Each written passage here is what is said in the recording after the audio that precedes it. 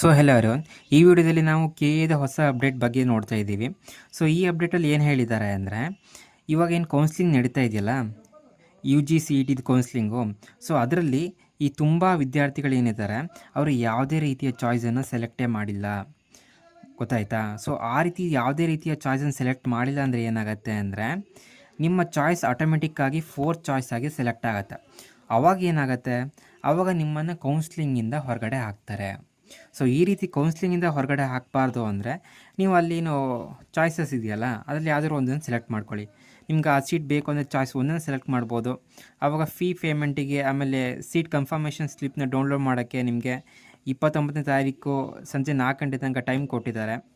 So ಚಾಯ್ಸ್ಗಳನ್ನ ಇನ್ನೂ select ಮಾಡಿಲ್ಲ ಅಂದರೆ 28ನೇ ತಾರೀಕು ತನಕ ಟೈಮ್ ಇದೆ, ಸೆಲೆಕ್ಟ್ ಮಾಡಿ. ಸೊ ಇಷ್ಟೇ ಇದು ಅಪ್ಡೇಟು. ಸೊ ಈ ವಿಡಿಯೋ ಇಷ್ಟ ಆಗಿದರೆ ಲೈಕ್, ಶೇರ್ ಆ್ಯಂಡ್ ಸಬ್ಸ್ಕ್ರೈಬ್.